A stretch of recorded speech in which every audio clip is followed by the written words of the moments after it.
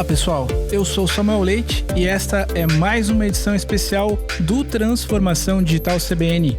No mundo, há mais de 46 milhões de pessoas com deficiência que jogam videogames e com o crescente mercado de games, pautas como inclusão se tornam extremamente necessárias. Para algumas pessoas, jogar demanda acessibilidade para que um jogador seja incluído e consiga o mesmo nível de diversão e entretenimento das outras pessoas.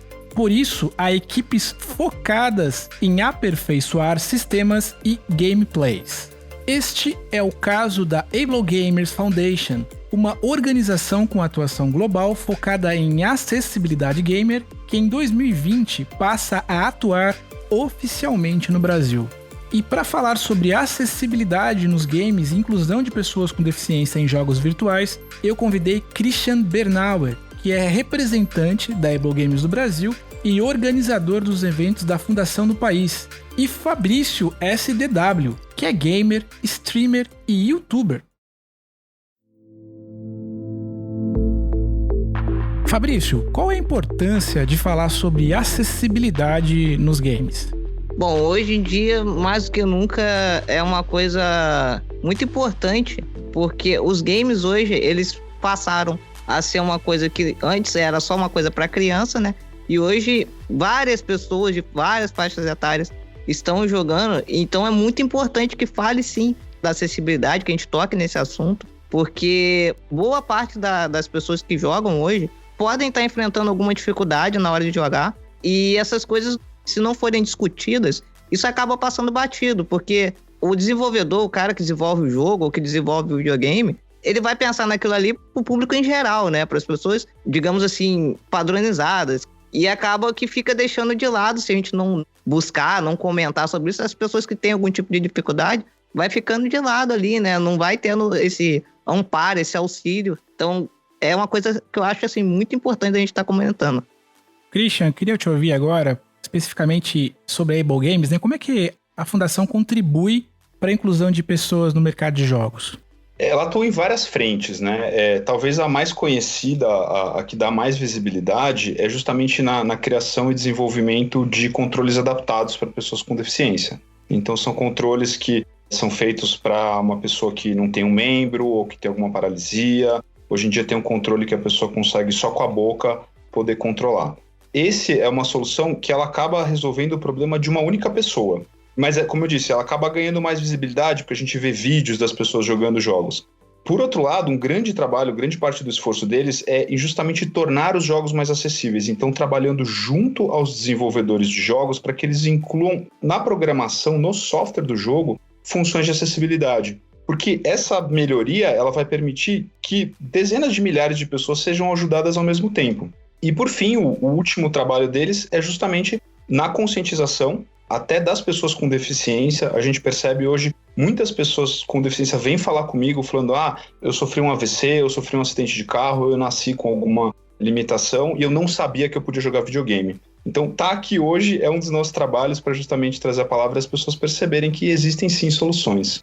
Qual que é a sua percepção, Fabrício, sobre essa agenda também? Você acha que, hoje em dia, qual é a maior dificuldade? É a dificuldade, digamos, motora, no sentido de, como o Christian bem colocou, de não ter ali um dispositivo conectado ou compatível com uma eventual dificuldade, né, de mobilidade do jogador? Ou tem a ver também com o jogo em si, né, com a acessibilidade do jogo em si? Ou é essas duas coisas, digamos, somadas? Então, isso varia também da questão da deficiência da pessoa, mas eu diria que seria uma questão das duas coisas em conjunto. Eu vou dar o meu exemplo, porque eu sou deficiente físico e eu tenho dificuldade com os analógicos do controle.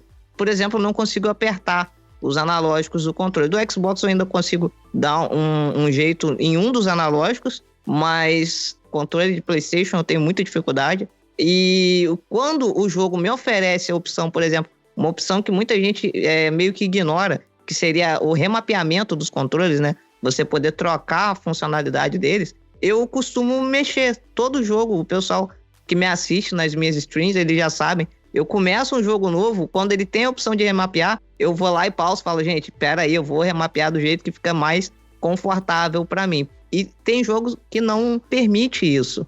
Eu tive 2 exemplos grandes disso e que eu me senti um pouco frustrado por não poder usar a funcionalidade do jogo, seria o Red Dead da Rockstar, que ele tem um modo de investigação e que ele exige que você aperte os 2 analógicos ao mesmo tempo.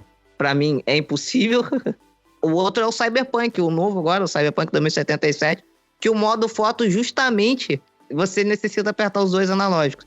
Então, imagina eu, criador de conteúdo, preciso tirar uma captura para fazer uma thumb, alguma coisa, e não consigo apertar esse botão, né? E não tem opção de remapear, é muito complicado. E eu acho que o mais curioso, entre aspas, dentro desse contexto, né, Christian, é que os jogos que o Fabrício mencionou aí são AAA, né? São jogos de grandes produtoras com investimentos milionários, e mesmo esses jogos você não consegue ver, digamos, esse olhar de acessibilidade, né? O complicado é que muitas das vezes o Cyberpunk até ele tem umas opções de remapeamento, mas você, quando vai remapear, ele te dá essa falsa impressão que você consegue, e aí você vai trocar o comando e ele dá conflito com os outros comandos. Então você fica meio naquela assim, você vai trocar, mas de uma certa forma você vai se prejudicar na experiência do jogo.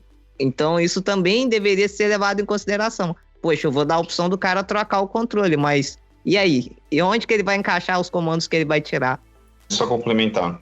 Isso mostra que essa questão de acessibilidade, ela tá menos ligada à questão do dinheiro, né? Como você mencionou, são jogos AAA de altíssimo orçamento, e mais com a mentalidade do estúdio. A gente viu recentemente aí a Naughty Dog, que fez o The Last of Us Part 2, trazendo várias funções de acessibilidade. Eles inclusive ganharam no The Game Awards o prêmio de inovação em acessibilidade. A gente tem a Coalition, que fez o Gear 5, também foi o primeiro jogo que ganhou nota máxima de acessibilidade num site chamado Can I Play That?, que é um site que avalia o grau de acessibilidade dos jogos. As funções de acessibilidade, elas obviamente têm um custo, sim, mas elas são muito menos onerosas se elas já são pensadas desde o começo do jogo. Não adianta a gente pegar num crunch final de um jogo querer incluir uma função de acessibilidade. Isso nunca vai acontecer. Então o jogo já tem que nascer pensado. E boa parte do trabalho da Able Gamers é esse. Eles têm inclusive cursos de formação de programação e acessibilidade, para que as pessoas enxerguem os jogos já pensando nessas soluções, nessas funções. Hoje existe uma estimativa, não sei se vocês sabem dizer, mas existe uma estimativa de qual que é a quantidade ou qual é o percentual de jogos, vamos pensar de jogos lançados, né, para ter uma base de comparação mais factível. Qual é o percentual de jogos lançados que já tem olhar de acessibilidade, ou isso é mais raro do que comum encontrar acessibilidade nos jogos? Eu diria que está se tornando cada vez mais comum. Quando a gente fala de acessibilidade, eu acho que no Brasil, talvez, ou em geral, as pessoas pensam em guia rebaixada, né, rampa de acesso e pessoa em cadeira de rodas, mas a acessibilidade vai muito além disso. Então, algumas coisas muito simples, elas se tornam funções de acessibilidade. A gente tem nos jogos hoje, alguns deles permitem você controlar o tamanho da fonte da legenda ou o contraste dela. Isso tem algumas plataformas de streaming de vídeo já que você tem essas funções. Isso ajuda uma infinidade de pessoas. Você tem, já é bastante comum há alguns anos a gente ver o modo de daltonismo. É uma função um pouco mais simples, porque esse modo de daltonismo ele é quase como se fosse um filtro do Instagram, assim. Então ele é uma ferramenta um pouco mais simples de ser aplicada. Mas a gente tem, por exemplo, num jogo que acabou de lançar agora, que é o Call of the Sea da Raw Fury, ele tem a opção de legendas para deficientes auditivos. Ele se passa numa ilha, então ele vai lá falar do barulho da água que está acontecendo, de um ruído que você escuta no fundo. Isso é essencial para a pessoa ter imersão no jogo e poder, inclusive, solucionar esse jogo, né? Perfeito. Ele não tem acesso a essa camada de imersão, né? Por uma questão de limitação física. Um outro jogo que eu percebi há pouco tempo agora que saiu foi o Watch Dogs 3, Watch Dogs Legion, né? Ele tem também umas opções muito, muito bacanas de acessibilidade.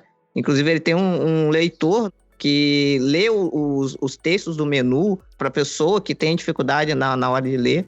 E outra coisa que eu achei muito legal e que eu acho que isso deveria vir nos games que estão sendo lançados agora, porque é uma coisa que ajuda muito as pessoas que têm algum tipo de dificuldade de audição e também na questão da visão, que é um sinalizador que mostra na tela a direção da onde está vindo os sons. Porque muitos jogos você necessita disso. Ainda mais jogos de tiro, você tem aquela coisa de você escutar os passos vindo da direita E a pessoa que não tem essa capacidade, ela tem alguma dificuldade, ela fica perdida, porque ela sabe que tá vendo os passos, mas ela não sabe de onde. Não adianta, o cara vai querer saber, ele vai confundir, vai achar que tá na esquerda e vai ser uma experiência desagradável. E com esse recurso que inclusive tem no Watch Dogs, você consegue saber, olha, os passos estão vindo dessa direção. Inclusive ele não só mostra a direção que tá vindo o som, como também ele mostra o que é o som. Ou é um barulho de drone, ou é um barulho de passos. Isso é muito bom para a pessoa conseguir distinguir o que ela tá ouvindo e da onde que tá vindo esse barulho. Esse tipo de função que o Fabrício descreveu, tem uma expressão no meio de desenvolvimento que a Able Gamer, junto com outras instituições, ajudou a cunhar, que é chamado de second channel. É um segundo canal. E é uma ferramenta justamente nessa. Então eles falam o seguinte, para um deficiente auditivo, como que ele vai poder vivenciar isso? Como que ele vai poder jogar o jogo com isso? Porque aqui é uma barreira. Então eles criam um segundo canal, que é um feedback auditivo. Né? Uma pessoa com deficiência visual, você tem um leitor de menu. Existem uma série de outras possibilidades aí que tem. A gente tem, em jogos, por exemplo, alguns jogos tem aquelas questões dos Quick Time Events ou dos Button Smashing, que você tem que apertar uma sequência muito rápida de botões seguidos. Às vezes, para uma pessoa com deficiência física, às vezes até a pessoa tem uma artrite. Eu tenho uma amiga minha que tem artrite e ela sofre muito com esse tipo de jogo. Então, limita ou torna até inviável ou não prazerosa aquela experiência. Então, hoje você tem opções nesses jogos que você não precisa ficar apertando o botão seguidamente, que você só segura o botão ou que você simplesmente pula aquela etapa daquele desafio do jogo.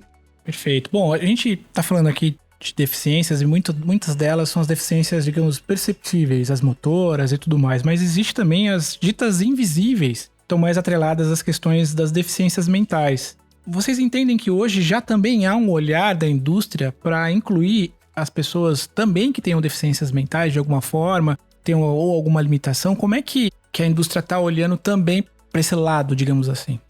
Olha, tem um caso muito curioso em relação a isso, que eu li de um relato de uma mulher na internet. Ela tem um distúrbio, um déficit de atenção, eu não lembro que tipo que era, mas ela gosta muito de jogar Dark Souls. Quem não conhece, Dark Souls é um jogo muito difícil, é um jogo que exige concentração, e a música do Dark Souls, todo mundo fala assim, os jogos... A música vai aumentando a intensidade à medida que você vai avançando no combate, e isso torna o jogo tão legal, isso é uma parte tão importante do jogo.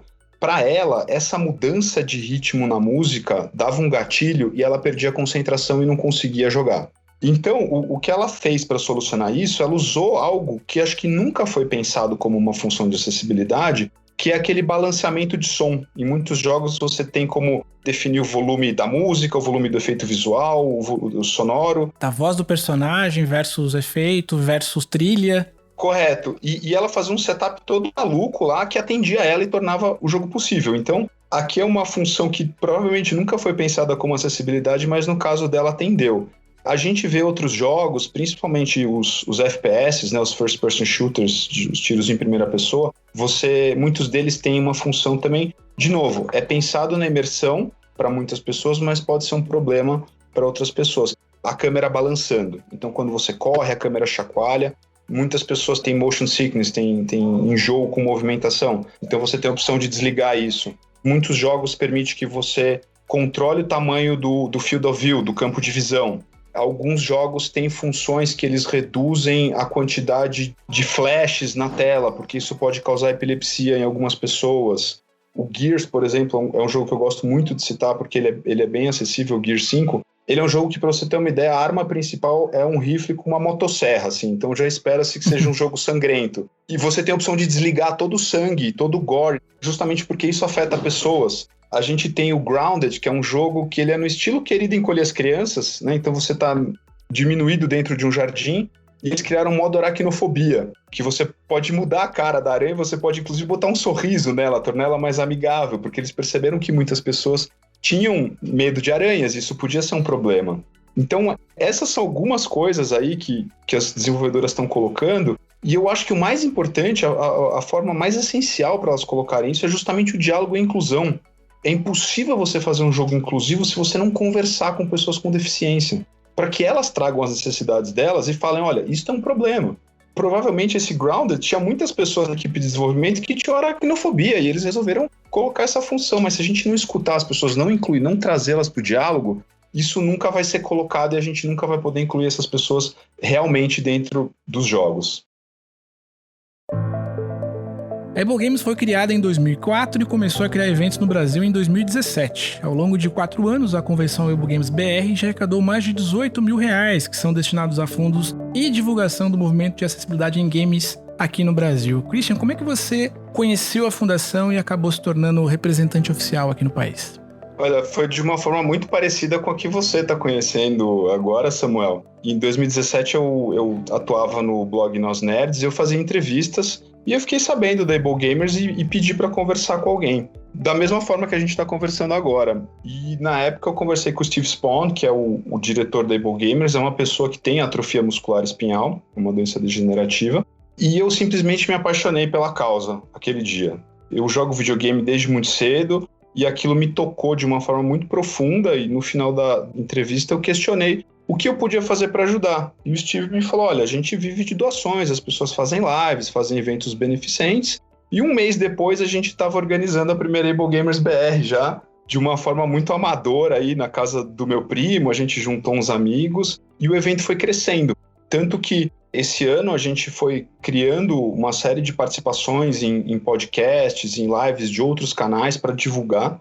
A gente conseguiu uma arrecadação muito grande, apoio de uma série de empresas aí, a gente tem a Devolver Digital, a Capcom, a Ubisoft, são grandes desenvolvedoras aí que apoiaram a gente. E um pouco antes do evento desse ano, o pessoal da Able Gamers falou, olha, o envolvimento de vocês no Brasil, o apoio de vocês pela causa está muito forte. A gente quer que esse movimento continue. A gente gostaria que isso continuasse e me pediram para ser o representante oficial. Aliás, o Brasil é o primeiro país fora dos Estados Unidos que tem um representante da Able Gamers. E estamos fazendo esse trabalho aqui. E grande parte dele é esse que a gente está fazendo aqui. Agradeço imensamente o espaço que vocês estão dando para a gente.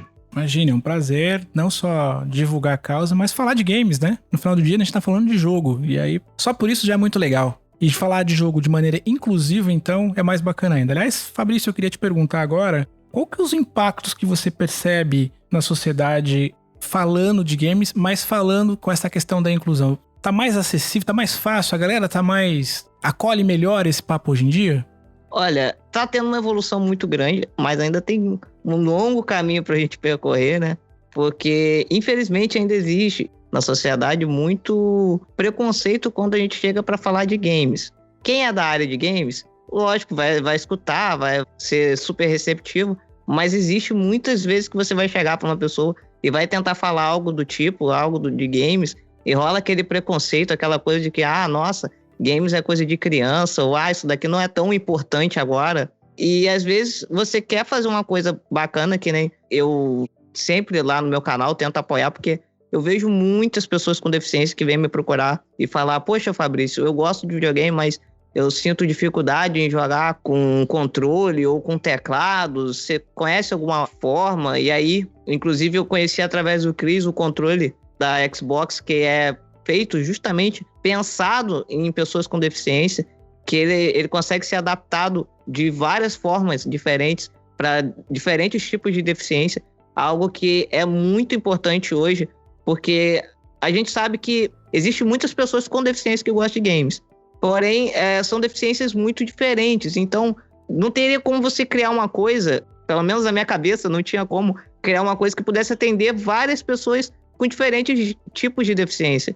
E a Xbox, inclusive, foi em parceria com a Able Gamers, se eu não me engano. O Chris pode me confirmar isso, Chris? Sim, foi, não foi? A Able Gamers e outras instituições também. E fizeram algo que você consegue usar para várias pessoas diferentes, para vários tipos de deficiência, o que é algo muito legal. Então, eu sempre procuro recomendar esse produto e também outras formas, porque eu vejo que muita gente tem essa carência. E videogame, para uma pessoa com deficiência, ele tem uma importância muito maior, na maioria das vezes. Por quê? Lógico, existem as pessoas que com deficiência que saem por aí, trabalham e tal, mas tem muitas pessoas que têm deficiência e, infelizmente, não pode ficar saindo de casa, tem que ficar confinada ali dentro do lar, e acaba que o videogame é a forma delas poderem sair, conversar com uma pessoa diferente, fazer novas amizades. Eu brinco de a pessoa viajar sem sair do lugar. Então, isso é muito importante, tanto para o lado social da pessoa, é uma distração, é bom para o cérebro, né? Já tem vários vários estudos que o videogame ajuda na parte cognitiva. Então, eu só vejo vantagens em poder alcançar cada vez mais pessoas com o videogame, né? Cada vez mais pessoas com deficiência poder estar usando o videogame é uma coisa que é muito importante.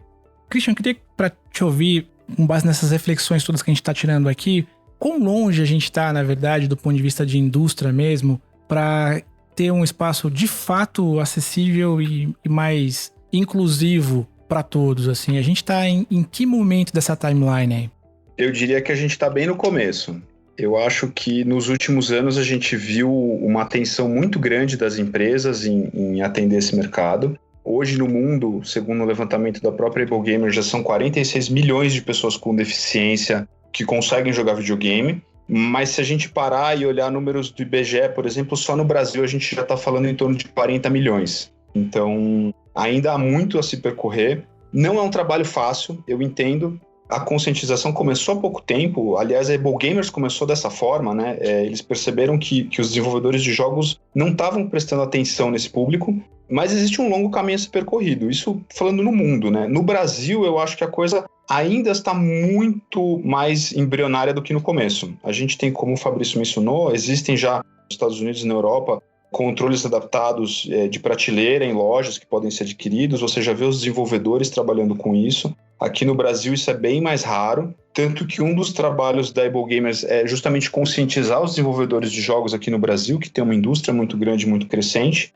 Por um lado é bom, porque a gente está pegando esse pessoal logo no começo e já quer educá-los, assim por se dizer, desde cedo. E o mercado de acessórios é muito carente também, e muito caro, tudo é muito importado. Isso acaba onerando muito, tanto que um dos trabalhos que a gente vem fazendo já há alguns meses, estamos trabalhando na obtenção de um ex-tarifário, que é uma isenção de imposto de importação sobre esse tipo de equipamento, enquanto a gente não consegue desenvolver no Brasil. No Brasil, a gente já tem um parceiro, a Gamescare, que é um fabricante de controles, que a gente começou a trabalhar junto recentemente para desenvolver esses controles, fazer essas adaptações aqui no Brasil, que podem ser desde coisas complexas até muito simples, né? Como o Fabrício comentou, que ele tem dificuldade de apertar os dois analógicos de um controle. Então você consegue colocar um botão a mais num controle de Xbox ou num controle de PlayStation que ele substituiria essa função de apertar os dois botões. Então são esses os trabalhos que a gente está começando a desenvolver para tentar tornar, pelo menos aqui no Brasil, um pouco mais acessível e trazer um pouco mais de igualdade nesse espaço. Muito bem. Bom, muito obrigado, Christian Bernal e Fabrício SDW. Eu queria agora perguntar para vocês como é que a gente e os nossos ouvintes podem conhecer mais sobre o trabalho de vocês. Começando aí pelo Christian, como é que a gente conhece mais aí sobre o trabalho da Able Gamers? A Able Gamers tem uma conta no Twitter, que é a nossa principal fonte de comunicação em português, né, que é twitter.com/AbleGamersBR. A gente tem um site no qual a gente tem uma loja, então lá vocês podem fazer doações, adquirir itens que são revertidos para a causa, que é ablegamers.com.br. E eu tô em todas as redes sociais como Criseba. Pode me procurar, pode vir falar comigo. Estou sempre aberto e adoro falar sobre o assunto. Me procurem para a gente conversar sobre isso. Fabrício, dá os seus links aí para a galera curtir as suas streams, enfim, para conhecer mais do teu trabalho. Então, a galera pode me achar nas redes sociais aí pelo nome Fabrício SDW. Na Twitch eu faço live de segunda a sexta, a partir das 20 horas, e o canal lá também se chama Fabrício SDW, né? twitch.tv/Fabrício SDW, e também tem um canal no YouTube, que é o youtube.com/GamingSDW, é um canal focado mais para as notícias dos games, né? Trazer review dos jogos, inclusive. Eu falo bastante também nos meus reviews sobre essa questão de acessibilidade, e é isso. Bom, é isso, pessoal. Espero que vocês tenham gostado do papo que eu tive com o Fabrício e com o Christian. É realmente muito importante a gente colocar a luz sobre esse tema. É fundamental indústrias como essa, né? Indústrias multibilionárias como a indústria do entretenimento, dos games, como bem colocou aqui o Christian, melhorando, na verdade, o seu olhar, a sua atuação do ponto de vista de inclusão e de acessibilidade, mas realmente existe ainda um terreno longo para a gente percorrer. E é muito bacana perceber que já há, na verdade, iniciativas nesse sentido, que existe uma geração nova absolutamente atenta a essa agenda, a esses temas. E a nossa esperança e expectativa é que cada vez mais a gente possa ter na mesa, no console, nos computadores, enfim, todos os espaços, cada vez mais gente, porque quanto mais gente, melhor pra gente brincar, se divertir e tornar a conversa ainda mais produtiva. Eu sou o @SamuelLeite nas redes sociais. Se você não é inscrito aqui no podcast, não deixe de se inscrever. A gente tá, como eu sempre menciono, em todas as redes de distribuição de conteúdo. Então a gente tá aqui para seguir nessa conversa. Se você tiver alguma sugestão de pauta, de algum tema bacana ou relacionado a essa agenda ou que tem alguma conexão com transformação de realidade por meio da tecnologia, não deixe de me mandar um e-mail para o samuel@transformaçãodigitalcbn.com.br. Como eu sempre digo, cuide dos seus, fique bem e até a próxima. Tchau!